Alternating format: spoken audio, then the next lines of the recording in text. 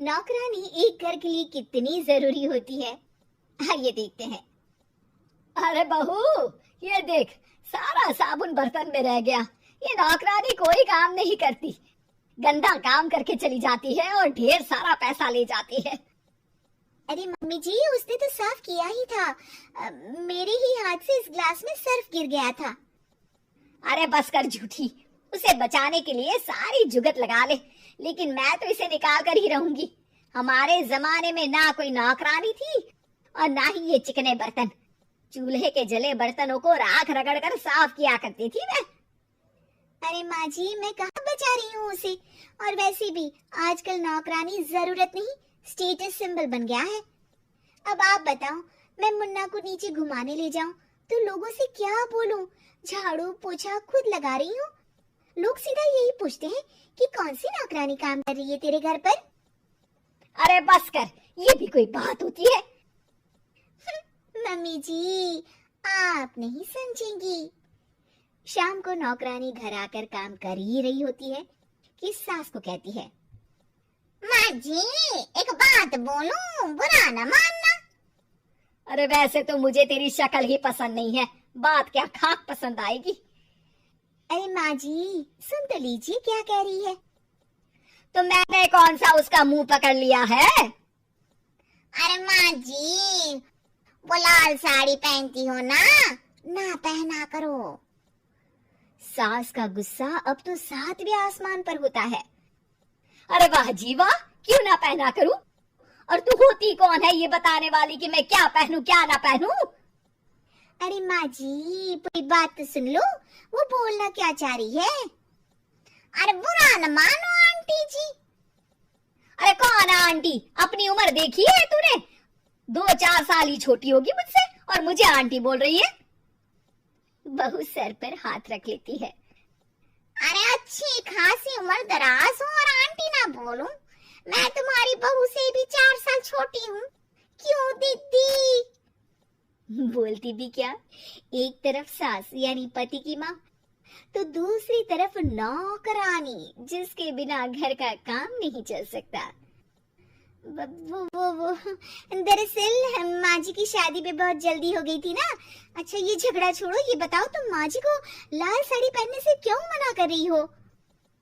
वो ना, इनकी उम्र की सारी औरतें सोसाइटी में इनके लिए बात करती हैं कि तुम्हारी सास बुढ़ी घोड़ी लाल लगाम है। बहू को ये सुनकर गुस्सा आ जाता है। अरे वाह वाह, कौन बोलता है जी? खुद क्या है यहाँ की औरतें? बाल सफेद लेकिन टाइट जींस और कोई कुछ भी पहने। अरे पहनना हमारा निजी हक है, किसी को कुछ हक नहीं बनता कि वो मेरी सास के लिए कुछ बोले। मैं आज ही जाकर माँ जी के लिए लाल जींस लेकर आऊंगी, फिर देखो कोई क्या बोलता है।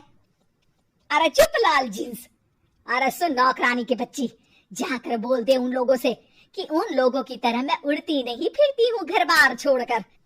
अपने बच्चों और नाती पोतों में मन लगाती हूँ, ना कि सारा दिन ताश के पत्तों में आंख गड़ाकर 3 पत्ती खेलूं। नौकरानी वहां से चली जाती है।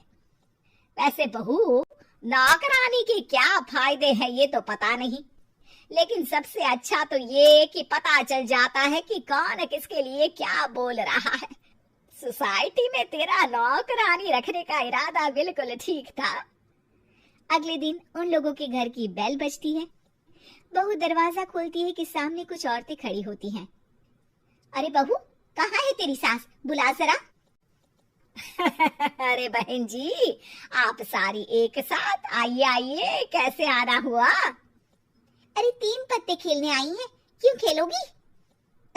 क्यों नहीं, वैसे भी बड़े दिन हो गए, एंटरटेनमेंट हुआ नहीं। बहू जा जाकर पकोड़े तो बना ला।